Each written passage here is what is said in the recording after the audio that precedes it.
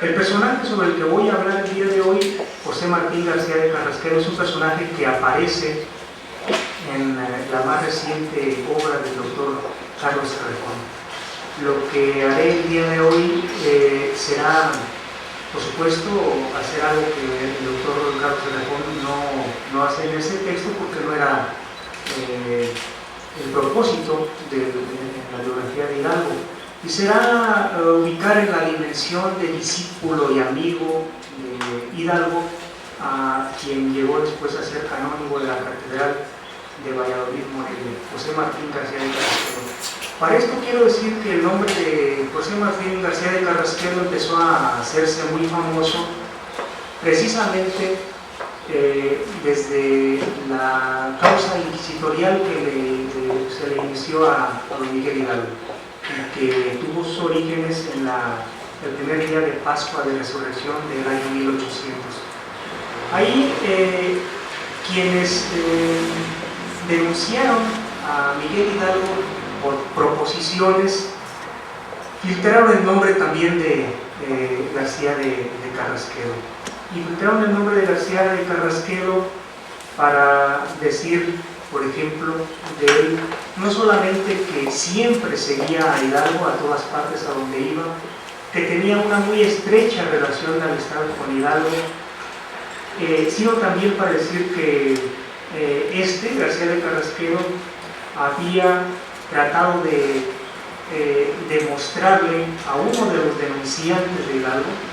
que la religión de Mahoma tenía más fundamento que la cristiana. Bueno,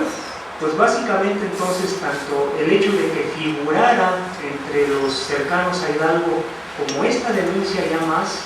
directa hacia García de Carrasquero hizo que las baterías de la Inquisición pues también se dirigieran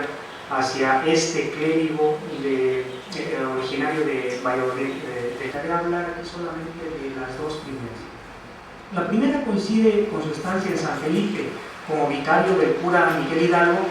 y hasta su traslado a Zitácuaro. Fue esa la etapa en la que trató más cotidianamente y de cerca al rector del Colegio de San Nicolás, en la que recibió más influencia de este y en la que, coincidiendo con los tiempos de la Francia chiquita y de los continuos viajes de Hidalgo a su hacienda cerca de Taquimaroa, tomó gusto por algunas de las pasiones extraclericales del cura originario de Corralejo, tales como la lectura de libros en idioma francés, el estudio mismo de este idioma y el análisis de algunos autores, entre otros, Alfredo y Bossuet, que hemos mencionado antes, etc. Además de que en ese entonces se habrá incrementado o abierto en García de Carrasquero su interés también por el estudio del teatro, de la música y de la historia eclesiástica, pues recordemos que ese fue uno de los rasgos que se le observó a Hidalgo, de quien se llegó a decir que desde colegial tuvo notoria inclinación a la música, y en su curato contaba con varios instrumentos músicos. El mismo García de Carrasquero llegó a reconocer que algunas veces siguió a Hidalgo en ciertas materias, y dijo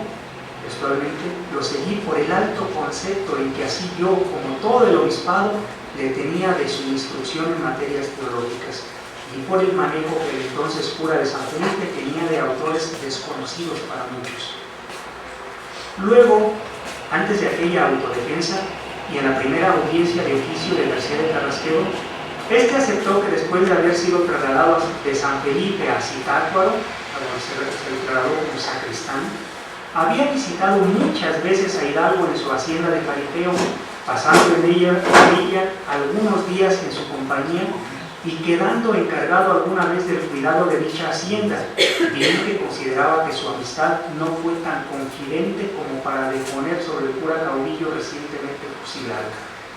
Cosa esta última que debe verse en el contexto del momento, es decir, la muy reciente captura y ejecución de Hidalgo en Chihuahua, y que llevaría a nuestro personaje a buscar tomar distancia con los personajes y hechos que pudiesen complicar su posición ante la Inquisición y ante las autoridades virreinales, además de que debe verse como un intento de García de Carrasquero por evitar verse obligado por la Inquisición a dar más detalles que pudiesen implicar a otros sujetos con Hidalgo o a obtener más información que complicase su propia causa.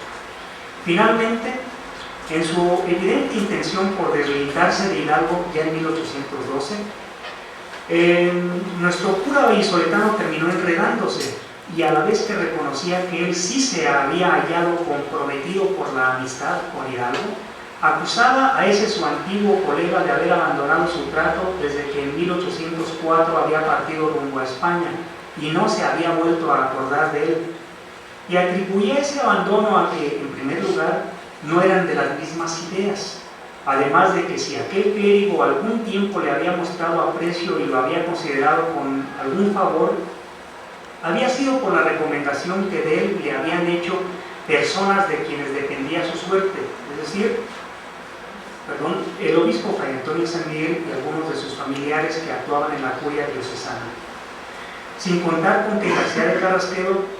dijo él mismo, entretenía y divertía a Hidalgo con mis juegos, bailes y mil necedades en las concurrencias,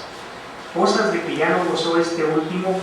cuando nuestro personaje partió rumbo a España para escapar del proceso que recientemente le había abierto la Inquisición. Buscó su propio camino, decía, al buscar formarse una personalidad definida, para lo cual decidió hacer por su cuenta algunos razonamientos teológicos, bien que, a diferencia de Hidalgo, la teología no era su fuerte. Y por otro lado, buscó seguir a algunos autores del momento, a los cuales evidentemente no digirió suficientemente en esos años. Hacia el final de ese momento al que nos estamos refiriendo, nuestro clérigo fue retratado por uno de los personajes que lo había tratado muy de cerca desde niño, Manuel Abad y Quevedo, quien dijo de aquel que era un hombre de aquellos varios de mucha viveza y poca o ninguna reflexión, cuya alma sensible responde instantáneamente a la impresión de los objetos, como las cuerdas de un clave a la de sus teclas, sin detención, sin examen y casi maquinalmente. Es joven, alegre, un poco jocoso, faceto. Ama pues la diversión y parece que ella constituye su pasión dominante. Y así vemos que las fiestas, bailes y entretenimiento lo alborotan y se entrega a ellos sin la circunspección y decoro convenientes. Baila, habla, remeda, hace juegos y travesuras tolerables en un joven secular de su edad, pero reprensibles en un eclesiástico. Por lo demás, es agradable y atento y aún humilde, tiene una instrucción regular o algo más que regular, decía Abad y Queipo. Por último, un rasgo más le faltó a Manuel Abad y Queipo en aquella descripción de García de Carrasquedo. Nuestro clérigo adolecía de confusión de ideas, rasgo por lo demás común a varios hombres de su época,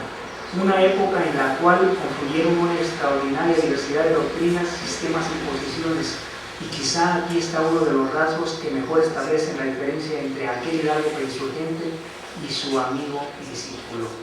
Pues en otra ocasión espero tener la oportunidad de hablar de las otras etapas en la formación eclesiástica de este personaje. Agradezco muchísimo a ustedes su atención.